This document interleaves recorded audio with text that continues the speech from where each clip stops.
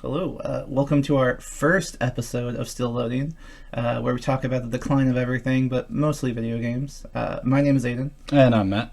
and yeah, this is just kind of a project we've been working on for a while, getting started, and we've been talking about a wide variety of things, probably things like what we hate, what we love, what we want to see, things like that, and then just nostalgic experiences and kind of what everything's lacking nowadays. So yeah, let's go ahead and get into it. What's your background in gaming? What would you say?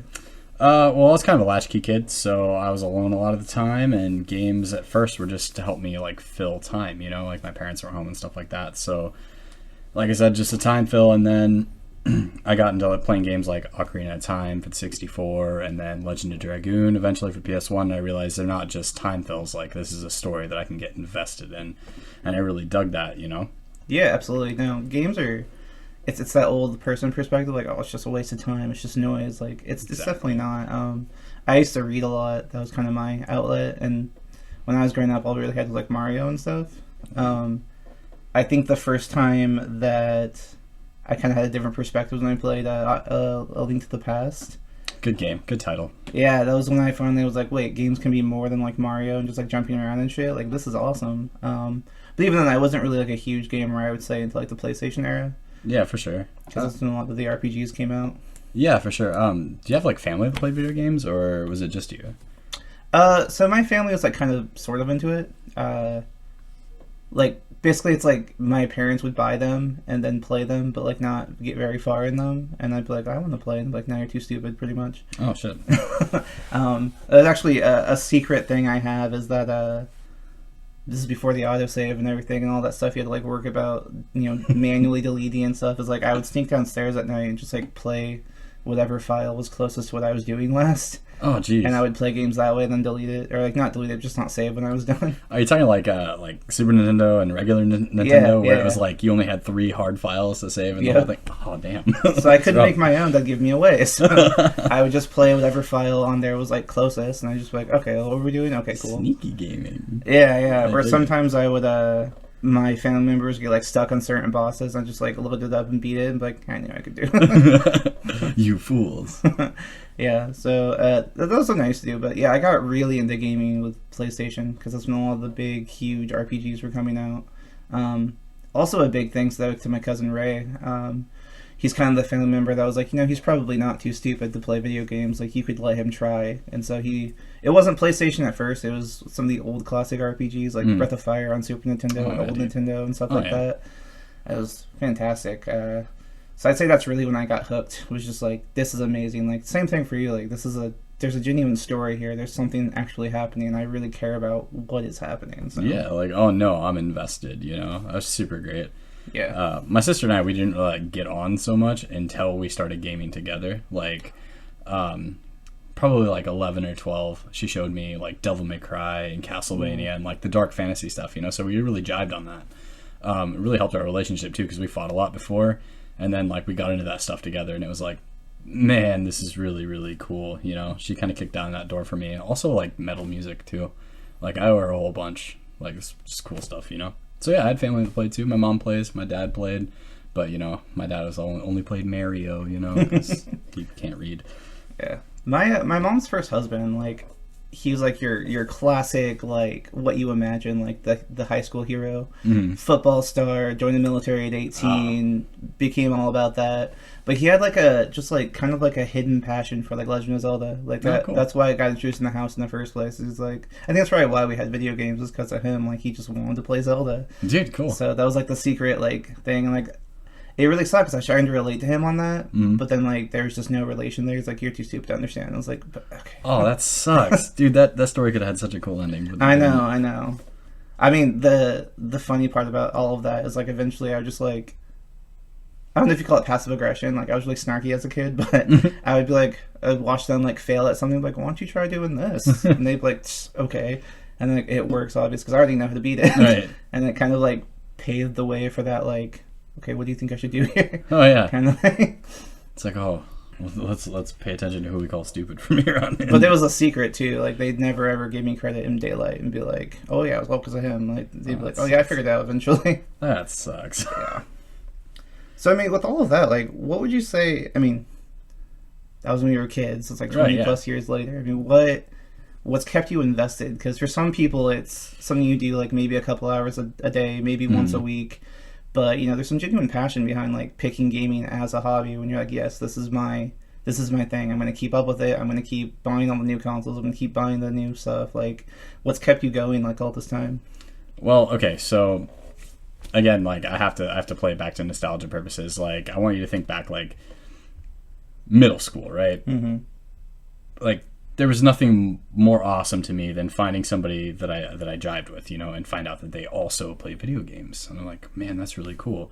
And then it turns out you like the same kind of video games, and you go to their house and you sit with them, and their couch is super unfamiliar, their house is unfamiliar, and you get to play with them together. Like that to me is an experience that I think a lot of new generation gamers miss out on. Like that's a big thing.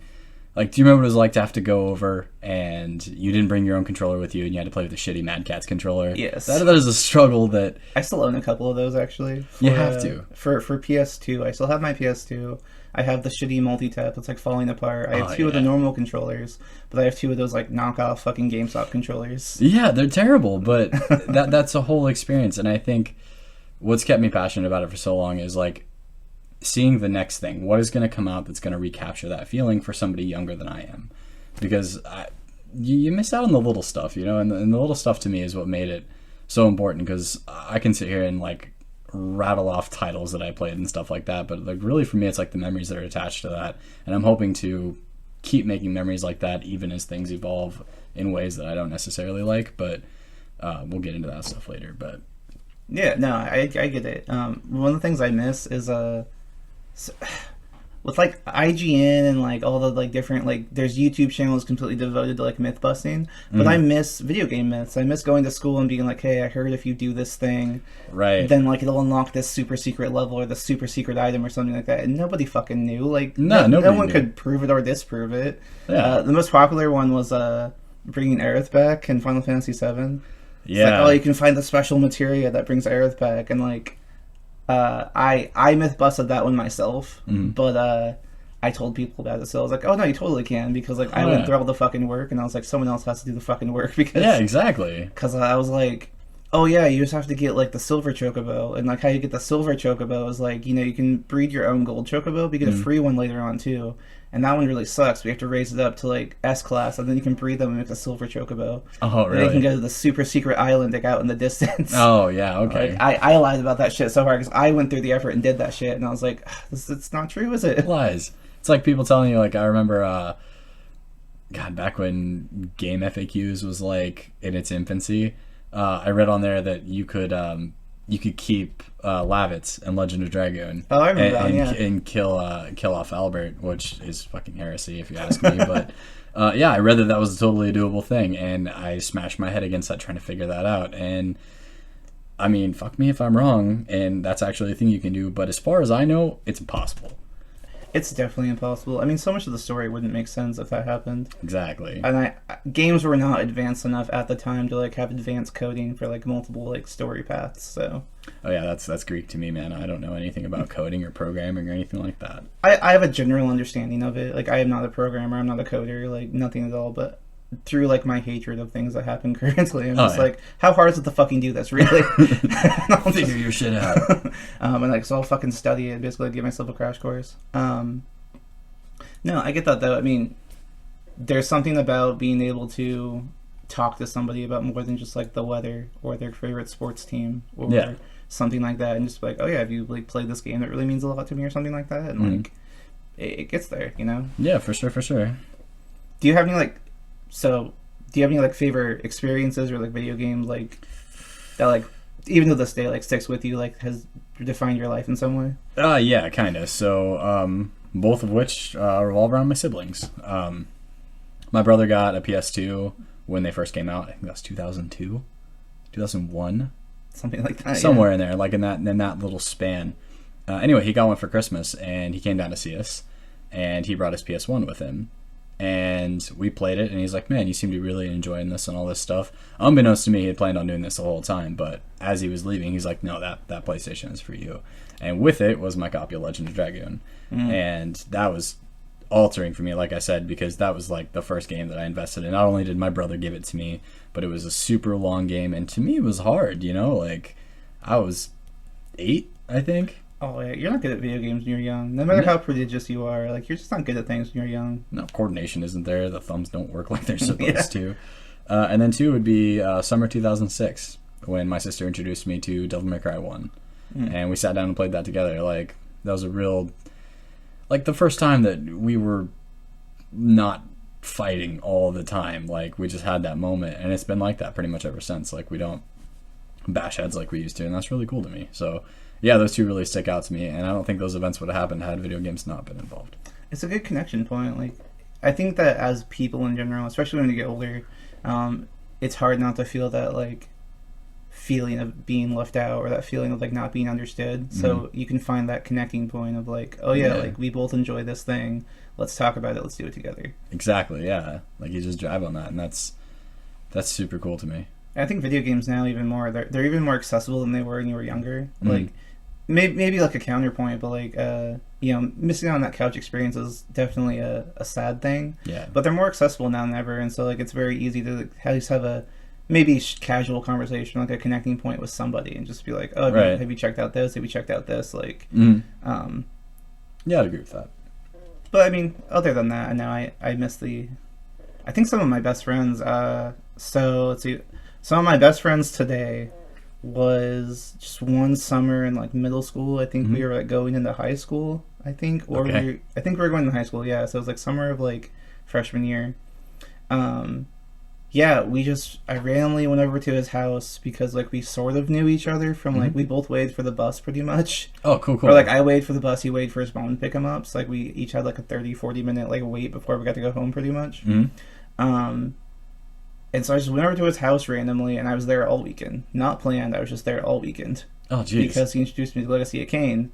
And so, like, we were both, like, playing that and, like, switching the controllers back and forth and, like, passing it back and forth and just talking about it. And, like, yeah, I ended up hanging out all weekend there, just not even trying. It just happened. That's so cool.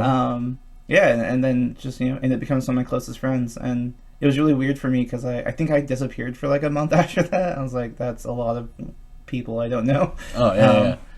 And I was like very, very awkward about getting close to people when I was younger. But yeah, even then, like that's pretty much what we bonded over. More about that like on the co-op episode for sure. But, for sure. Yeah, a game called Champs and Norath. That's what brought us together. That was another thing. Like him, and he was dating one of my other close friends currently, but he was dating her.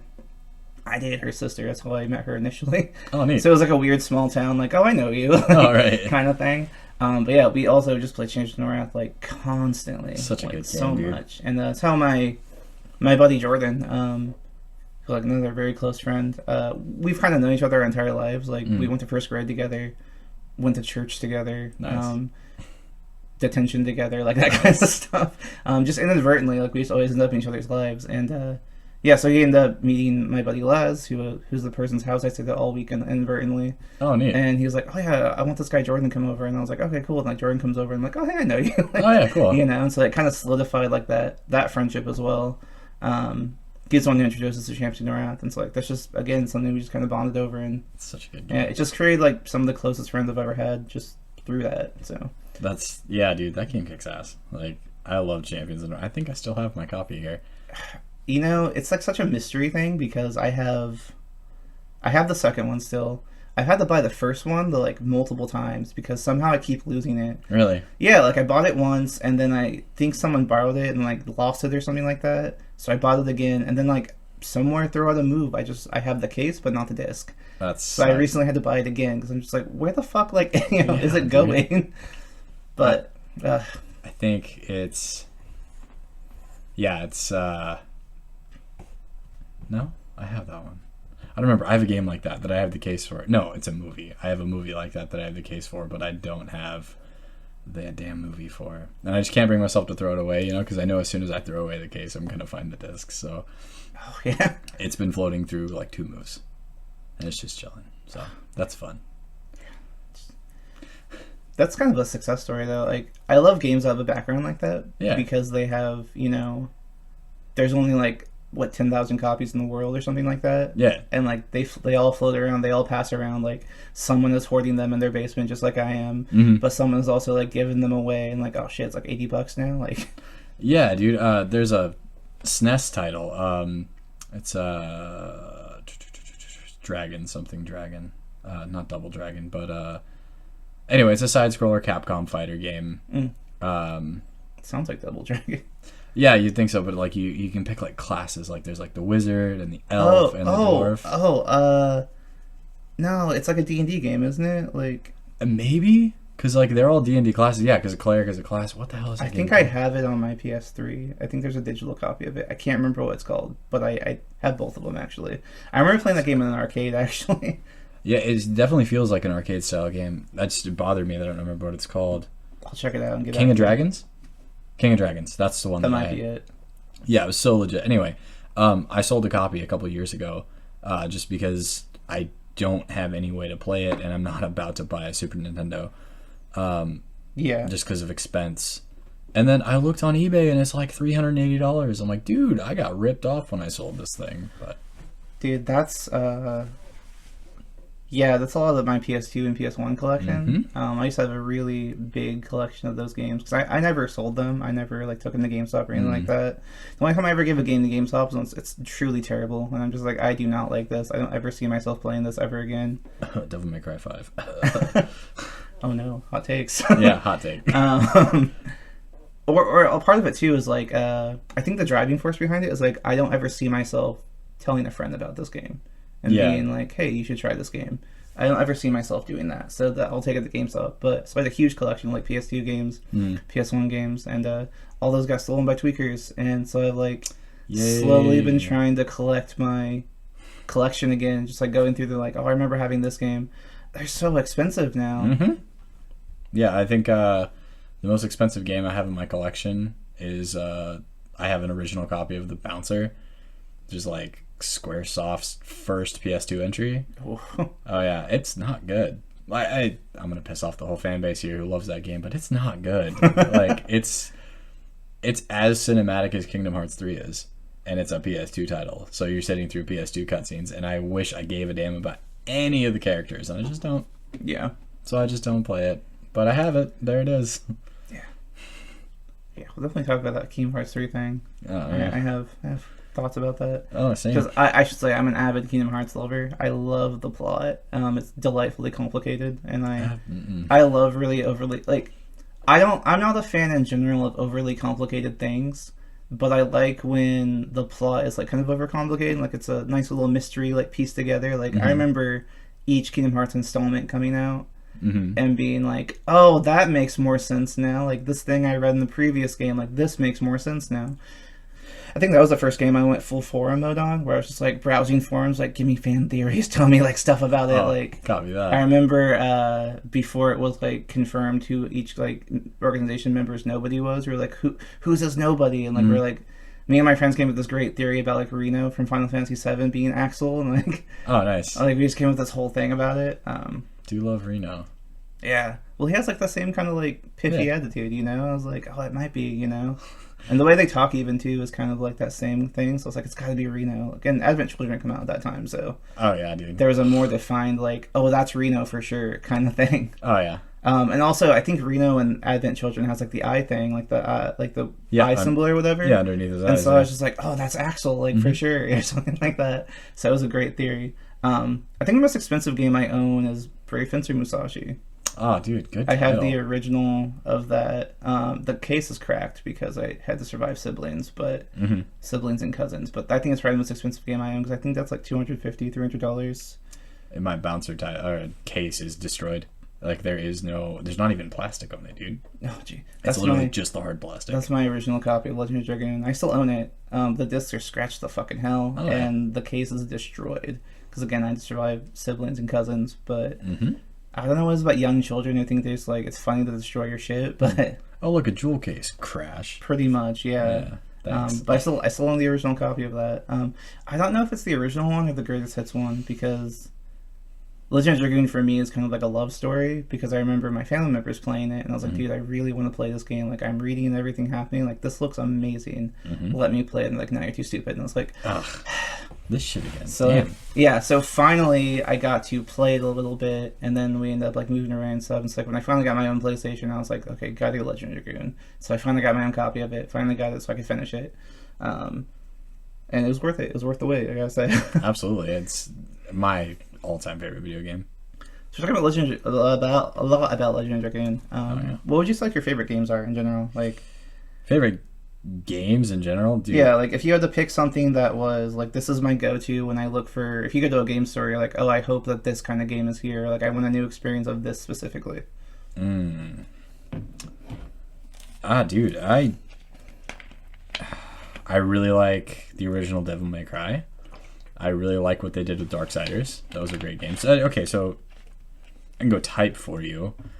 Yeah, like genre, like RPG, action RPG, tactical. Definitely like the dark goth fantasy RPG, like Castlevania, Dark Souls, Devil May Cry. But basically, if you've got a broody male lead with guns or a big ass sword and a red jacket, I'm probably on board. Like that's pretty much my consensus. Okay, you don't like Devil May Cry 5? No, I didn't like it at all. I don't. And it's not the game's fault. The game is designed well, it plays well. I just don't give a damn about Nero. I don't like Nero either. His entire personality, even from the fourth game, has been him just whining. Oh yeah. Like he's pissed off that Dante's cooler than him, and so he's like, I'm mad. And like that's his whole thing in 4. And then in 5, he's like, he called me dead weight. Oh, yeah. I'm gonna prove him wrong. Like that's his whole personality. Yeah. And then spoilers, end of the game, he's just like, I have a dad? Oh! Yeah. Rage. Like, that's his whole personality. It's just whiny as fuck. And, like, he's just trying to be so cool. And it's like, you know, you're not, though. Like, Dante has been over the top. And, like, that's the style of, like, Devil May Cry. Yeah, but he never tries to be cool. He just is fucking cool. I think that's the secret to being cool. Like, you can't ever try to be cool. You either is or you isn't. You Virgil's know? got the same stoic badassness that, like, again, he doesn't try. He just is. Even though they're twins, Virgil's definitely the older brother. Yeah, I read a thing that officially he's like a few minutes older than Dante, essentially. Makes sense. And so he is like canonically the older brother. But I really love games like that too because you can see kind of like Devil May Cry, the original, like I'd say like the first couple ones at least are written very well because you can see the connection between them because like they're two polar opposites. They're meant to be opposite ends of the spectrum, good and evil. But there's things Virgil does that you're like, oh yeah, you're definitely Dante's brother. Like the way he flourishes, he doesn't need to flourish, but he does. You know, it's that same thing. I'm like, yeah, like you guys are related. No, I get that entirely. Yeah, and you can also see the same reflection in Dante too. Like sometimes he gets real goddamn serious, and it's terrifying, as it should be, because that's character development, a step out of his personality. I don't know, I just dig that shit. Like I do too. No, I think things have to move forward, or it's not gonna be good. I mean, it's not compelling. I don't give a shit. Like, yeah. How do you play the same thing for like 30, 40 hours and like nothing happens? Like, oh, I could take some shots on games that are like that. Yeah, I mean, speaking of Kingdom Hearts, like I'll give it that. Like the third one is like disappointing for me because there didn't seem there's a lot of stuff to do. There's lots of weird things to do, but there wasn't much to do. But I will give it this: it completed the story. Like it was trying to finish the story, and it did finish the story, and so it did that. It accomplished that. But I just wish there was more stuff to do. That's fair. The last Kingdom, I'll be 100% honest. The last Kingdom Hearts game I played was 2, and I was really, really into it. And then all the DS titles started dropping, and I never owned a DS. I mean, I had a Game Boy SP, and then I switched to PSP, so I never had a DS or anything. But so I had no way to play those titles, and people were like, "Oh, these are really good." I wouldn't know. They're okay. You can sneeze or cough, whatever you need to do. I'll just we're people. Just press it down like I do everything else. No, yeah, I was in the same boat. I was actually frustrated that they came out with so many different titles for different consoles. I don't know why they did that, but at the same time, I kind of respect it a little bit. Money. Well, money. Probably whoever paid the most at the time. Probably a contract thing like, hey, make your next Kingdom Hearts game, but we want an RDS. And I'm like, okay, sure. But I kind of respect them for the same reasons, though. They made different games because there's a couple games that like could have flat out just been DLC, and they didn't get the DLC route, and there's like, okay, we'll make a whole new game. It may not be huge, it may not be impactful, but it'll have something to do with the story, and like it will, mean something. You don't see that nowadays. No. Nowadays you can like half the Kingdom Hearts games would just be DLC that you have to pay for. Right. Yeah, that's the key point too. You have to pay for this.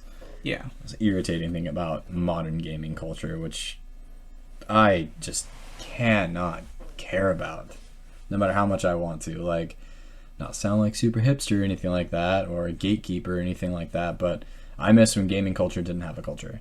Like, it was just people who enjoyed this hobby. Now there's like a bunch of basement dwellers. Yeah, well, I mean, not even that, man. Just like before, you had to dress a certain way or look a certain way or be a certain type to be into this thing, which I'm not saying that's entirely the case now, but I'm saying there's a lot of bullshit peripherals that are just there for sale. You know what I mean? Like, every streamer that you see online, which I got shit to say about streaming too, but every streamer you see online has the super fucking badass gaming chair with the elite competition headset and the stupid little fucking thumbstick riser things that, as far as I can tell, serve no goddamn purpose. That's just how it is, and like, it's become a culture of what can we get people to buy next. Not just peripherals, but DLC content, or Destiny 2 looking at you with all these shaders that you can buy and stuff like that. Like, why? What is the point? Like, back in like what I would consider like the golden age of gaming, if you wanted the super cool shit, you unlocked it via gameplay. Yes, absolutely. I have that frustration with fighters. Yeah. I get really annoyed. I'm not a fighting game connoisseur. I like them if they're designed well. I'll play them a little bit. Especially I have a story mode. Soul Calibur was great. It had a great story mode. I played that game for the story, not the fighting. But it was well designed in terms of combat. But I hate, man, you buy a fighting game and it's like, okay, like you have 10 characters. And like, okay, cool, I'll unlock the rest during combat. And they're like, no. You just have to wait a few months before the new one comes out. You can buy it for $5. I was like, are you fucking kidding me? Yeah, I already bought the game. Like, and the thing is, like, I know this isn't just you and I that have this same problem. Like, my cousin John, same shit. He refuses to buy games that's a part of. And newsflash, he hasn't bought anything new since Titanfall 2. Because that's what he plays. That's what he likes to play. And the only thing you can pay for on that game is aesthetics for your Titans. Which, great. But I like aesthetic purchases. I do wish there was a way to unlock things in games still, though. You can buy most of it. The only aesthetic thing I believe in Titanfall 2, as far as he's told me, is for your Titans you can get the like the prime aesthetic loadout. But as far as like camouflages, weapon upgrades, all that shit, that's all unlocked via gameplay, which is what he likes about it. It's what I like about it.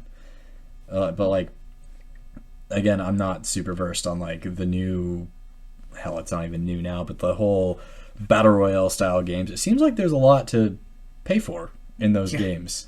And there's a lot of games that have a pay to win element where like it's not really. I hate that phrase "pay to win" because like to me, paying to win means that you're spending real money to get an advantage on people. There's a lot of games. I don't think that's accurate. That phrase actually seems inaccurate to me. There's a lot of games where you can just pay them real money to skip the grinding process. You don't have to spend like fucking 50 hours doing the same shit over and over again. You can just spend $50. Like, now you have everything you want. You're fine. Now you can play. Now you can actually enjoy the game. You know? Yeah. Now that you paid for it, yeah. But it's free though. It's free though. You just have to pay for it. Yeah, exactly. Yeah, I'm not into that whole thing, man. Like, I'll be honest with you, man. I'm on the verge of not caring about new stuff that comes out. Like, I would say in the last, God, maybe like 10 years or so, it's been a few titles here and there that have grabbed my attention. Like Ghost of Tsushima, loved that game, thought it was fantastic. And then Witcher 3, thought that was fantastic. And before that, the Dark Souls 2, I believe. 2 was relevant during that time. Yeah, 2, which was wonderful. And then Diablo 3, and then probably Darksiders 2. And those are the titles that have really like grabbed me by the balls, you know, and been like, you're going to pay attention to video games again. But there's been a lot of crap that's come out since then. And a lot of stuff, like, if you notice, things get super, super, super hyped. And then the bottom falls out of it, and nobody cares about it anymore. I miss when video games are coming out where you could know nothing about it, pretty much. Exactly. Like, going in blind is great. I like kind of similar to the school thing. Like, hey, I heard if you do this like thing in just this way or this amount of time, you get the super secret thing. I love speculation. I was playing Final Fantasy 14. I'm still playing it off and on, but I'm kind of taking a break right now. But that was like kind of the last experience I had with that, because when the initial like Realm Reborn was coming out, nobody knew what to expect. Nobody knew what to do. Nobody knew what was possible in the game. And there's just people on forums like talking around like, oh, I wonder this. Like, I played on PC originally. I play on console now, but back on PC, I was like, oh, like my favorite type of character is like, I like dual wielding. I like dual wielding swords. It's my favorite like duelist type. Going back to D&D and stuff like that, I love just the duelist type, the fast warrior essentially. And so there's all this speculation where it's like, oh, well, maybe the gladiator, it says he can use a sword and a weapon in each hand. Like, maybe he can dual wield. And so, like, I made a gladiator when I first started. It just turns into a paladin. But, oh, neat. But, like, that's where the whole progression came from. I was like, oh, I can't dual wield. Okay. Like, but nobody knew. Like, nobody knew. Like, it was all pure speculation of, like, yeah, maybe if you build your character this way, or, like, maybe if you level up the job system, or... And there was, you know...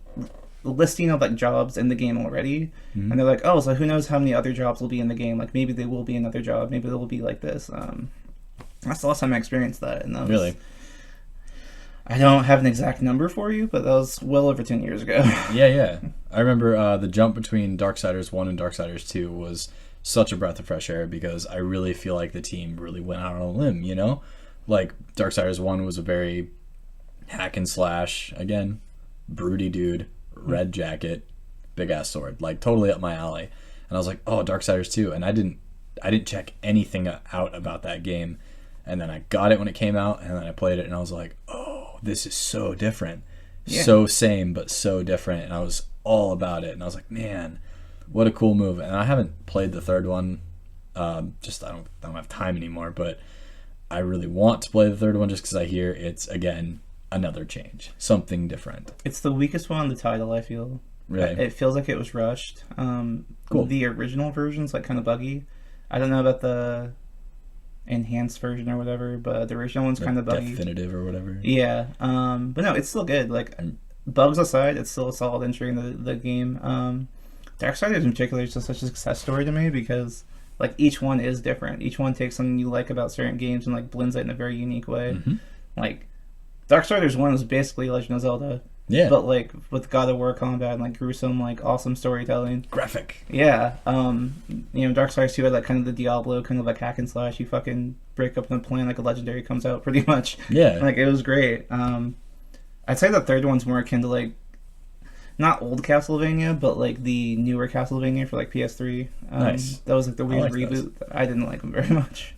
But I like them more now, because I found out they were officially a reboot, and I thought they were like canon somehow, and I was like, "There's no fucking way that's canon. Like, no, that's not work. Like, I'm an avid Castlevania fan. There's no way that's fucking canon."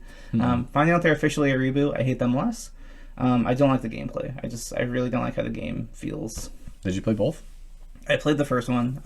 The second one is way better in my opinion. I've heard that. I might give it a try, because, like I said, now that I don't hate them for what they are. Like, I will say this about the first Lords of Shadow Castlevania. Like, it definitely, you could tell it was trying to be a Castlevania game, but I don't think it got the response they wanted. So when they made the sequel, it was a whole different animal. And I think it plays better. The first one seemed like a lot of ideas that were successful in other games stitched together is what it felt like. Because there's a lot of QTEs, there's a lot of like weird monster climbing, like just things that were successful in other games they put into this game, and like it didn't have an identity, I think. I think that's a fair estimate of that game. I still thought it was fun. I remember I got that game for Christmas in like 2011, 2010, whenever it was relevant. And I remember my 83-year-old step-grandmother was in the living room when I was playing that, and I was like, maybe I shouldn't be playing this with her in here. And then I ripped a werewolf in half, and I was like, oh shit, yeah, I definitely can't be doing this. Not that she was really paying attention, but I was like, yeah, this is going to be a conversation later that I do not want to be a part of, so kill this shit right now. Yeah, it's kind of disappointing for me in general with those games because my favorite Castlevanias, and this is probably heresy to people who are like, you don't appreciate the old ones, but Mhm. no, my favorite ones are on PS2. Like when they went 3D and like instead of it being like a side scroller like jumpy game, and it was just like a 3D like cool platformer like action game. Like Curse of Darkness? Curse of Darkness Yeah, and that's a good one. Lament of Innocence. Those are my two favorite Castlevania entries. Oh, Hector's badass. Yeah, those are like the best ones. So, like when Lord of Shadow came out, I was like, oh, they're going 3D again. Like they're Yeah. finally going away from the 2D thing, and they're doing it again. Like I'm so excited, and then I was not excited. Wait, what's your opinion on Castlevania 64? I think it's a cool story, but I actually have a personal grudge against Nintendo 64. What? I hate the 64, man. Those Why? controllers not made for humans. I, come on. And plus, like, it was my first experience with like cheaply made Nintendo products. I felt because I cracked like 4 or 5 joysticks on this 64 controllers. Oh, Like playing games where it's like very move intensive. Like I cracked like 3 or 4 of those things. So I had to keep buying fucking controllers. did you ever play Mario Party? Yeah. Did you ever get the blister? In Yes, the center? absolutely, Yeah, I cool. did. You know they had to make gloves. It was a Nintendo Power. They had to make gloves because parents were complaining their kids had these fat, gnarly blisters in the palm of their hand. Yeah, dude, I cracked like 3 or 4 of those things. Like I maybe I hate the controller more than anything, but I also hated how things felt. Like I remember playing games, and just the way you had to move the camera just was never very responsive. Oh, any Rareware game from that time, like Banjo-Kazooie, where your number one enemy is the damn camera. Yeah, yeah. Oh, what was it? Conker's Bad Fur Day. Mhm. That was another one. I remember doing PvP in that game with my friend, and I was just like, how the fuck do you aim in this game? Like, you can't. Like, there just is no aiming. That's the neat part. You don't.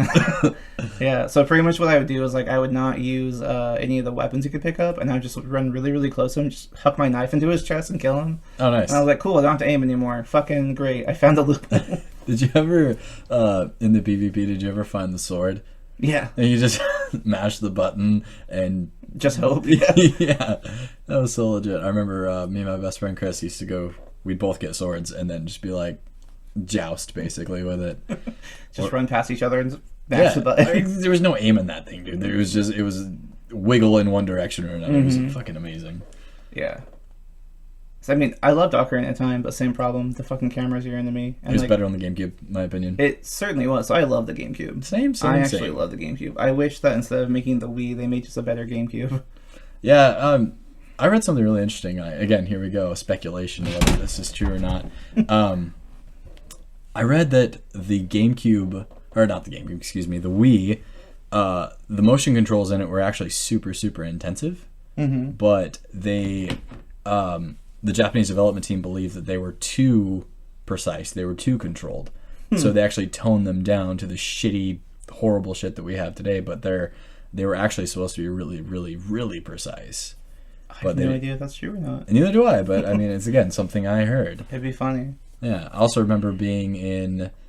I remember when the Wii got teased, and because I remember I was in 8th grade, and they were talking about like that's what they were talking about in computer class, like oh, Nintendo's launching a new console, it's gonna be called the Wii, and my first thought, no shit, was that's a stupid name. Yeah. I thought the Wii was a great idea if it worked.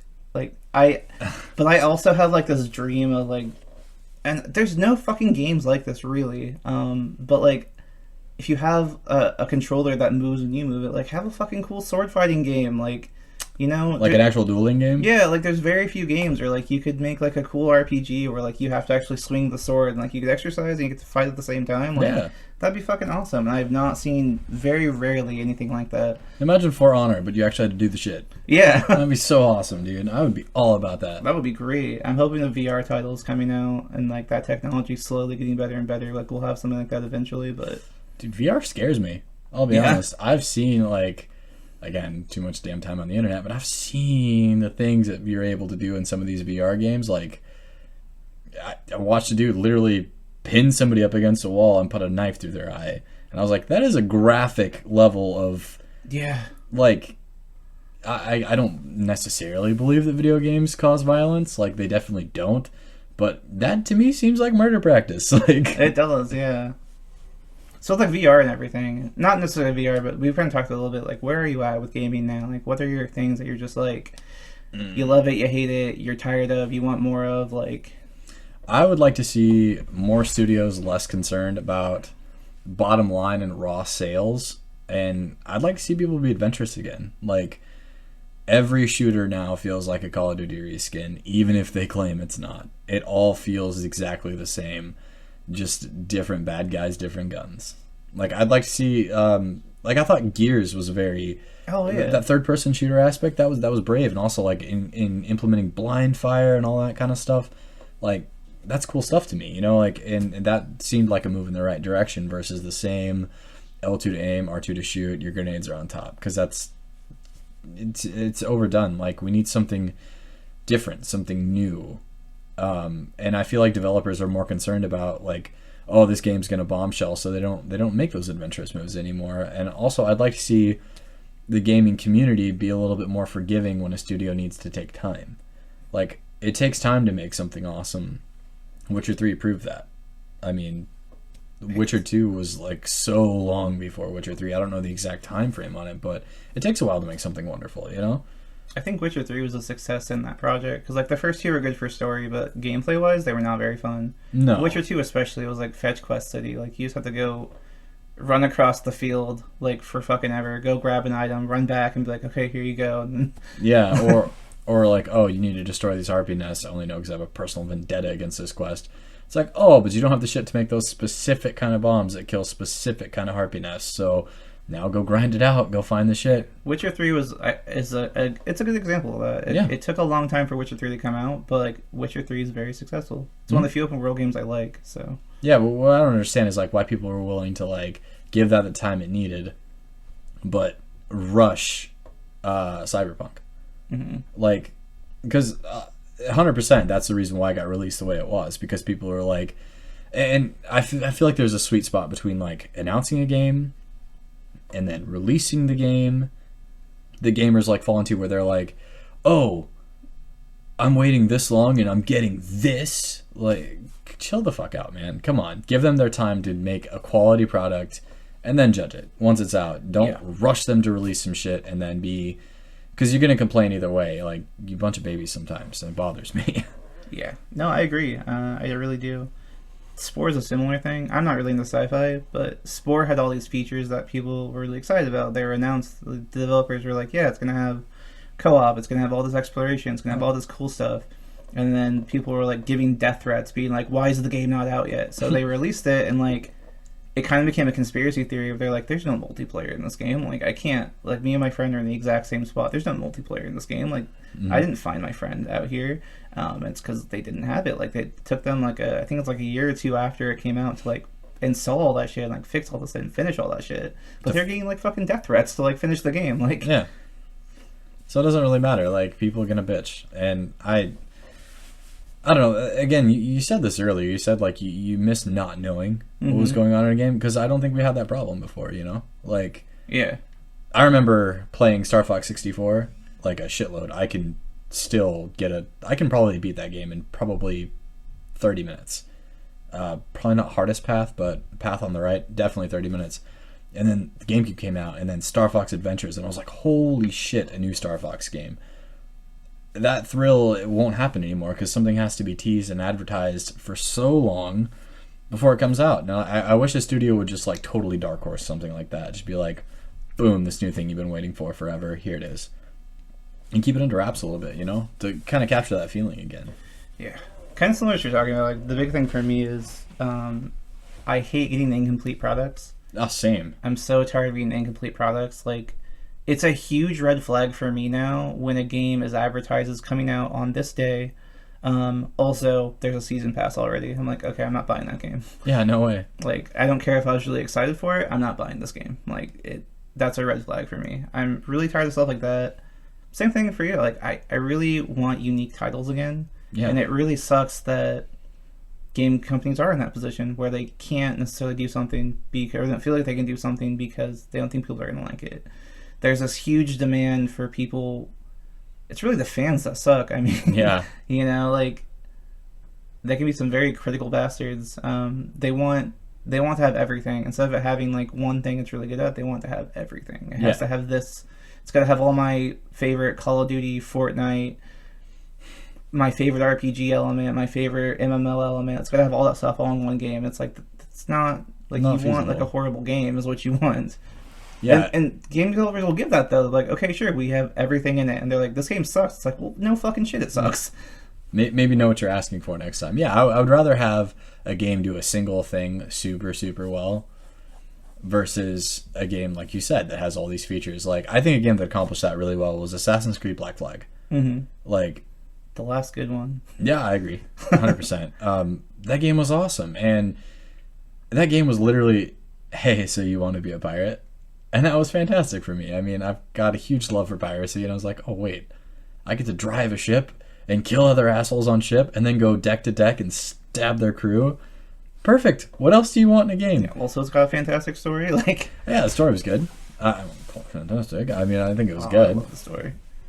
Honestly, dude, the story was so back burner for me because I was just so Just stoked really to into the be a pirate. gameplay. No, there's nothing wrong with that.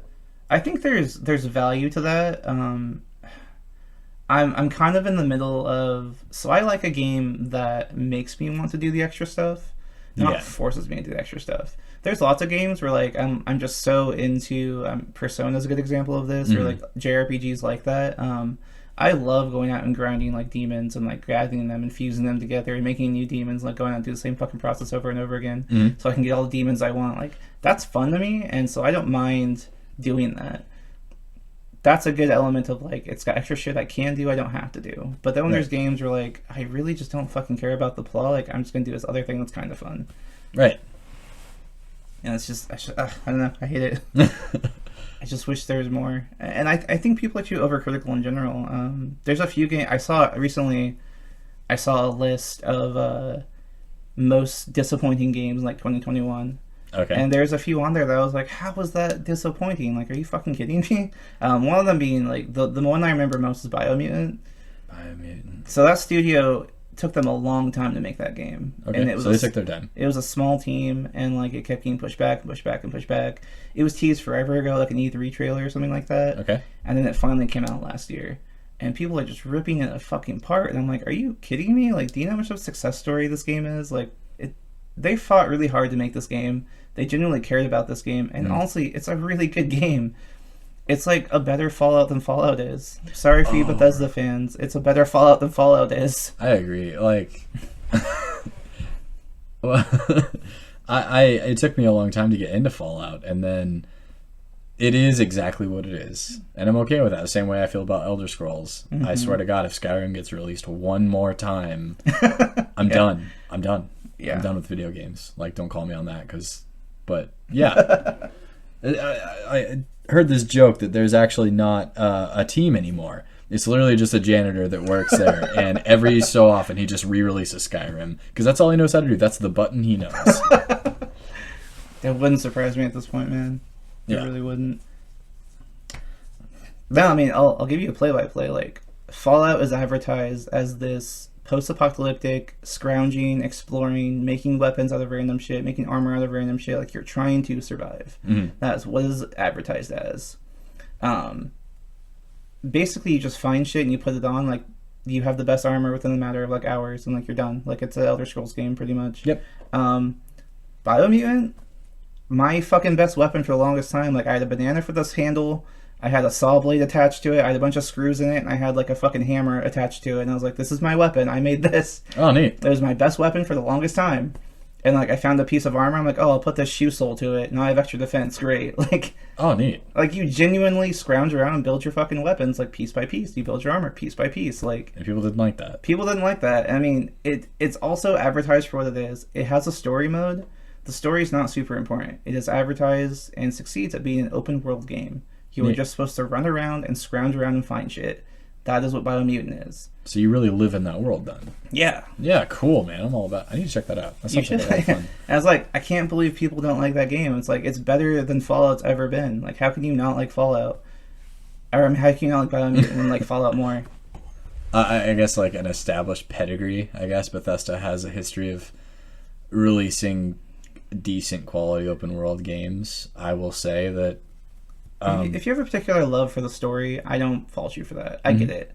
I think potentially the story could be the only redeeming factor in at least Fallout. Elder Scrolls, I feel the complete opposite of. I think that I've never been interested in a single story of Elder Scrolls. I've Because tried so hard and I just can't. that's just not important, you know. Yeah. Like, to me, I guess it's just the way I play video games. I'm kind of sensing a trend here. Like sometimes I just want to throw armor on and go kill bandits or go be a sneak ranger like everyone else. Yeah, I'll give you this for free, Bethesda. Your next Elder Scrolls game, have no story. Yeah. Make it like Minecraft. You pop in the game, you make your character, randomly generated world happens, you run around that world. Make it like Minecraft. Yeah, that'd be fun. You'd have a much more successful game. I agree. Just focus on the one element that is mediocre, honestly. I mean, the exploration's fine, but like it's so buggy and so glitchy. Combat's really stiff. It's not very fun. I actually got into Elder Scrolls recently, and I feel so slighted because I put it on the back burner forever. I was like, fuck Bethesda. I'm never buying another Bethesda game. Like, I'm so tired of playing games that suck. A couple of years ago, I bought the latest edition of Skyrim that has all the stuff in it, all the DLC, all the whatever, and I was like, oh, I'm really excited to do the vampire stuff. I love dark fantasy, I love vampires. I was really excited to do that. So I go through the path, I do the quest, I turn to a vampire, I'm like, this is fucking awesome. It controls like nacho cheese. Like, it's fucking so stiff and boring, and I'm just like, as soon as I got that, I'm like, okay, never playing this again. I turn it off, and I have not played it since. Nope. Like, it's just focus on the thing that you should focus on. Focus on the combat, focus on the exploration. Just do that. Everything else, don't do it. Or just make an Elder Scrolls Dungeon Diver. Yeah. That would be super fun. I think that you could do half the size of Skyrim. I know people love the size of Skyrim, but I think that's part of the problem. If you do half the map, you could really make the quests, like, on there much more indulging, much more fun, much more interesting, instead of having like a bunch of little quests everywhere. It's like, oh, go get me a block of cheese. I'm like, I don't fucking care about you. You know, I don't think that people do like the size of Skyrim. I think if they were to remove the fast travel option, that would be something people would complain about because that map is vast. Like, it's huge.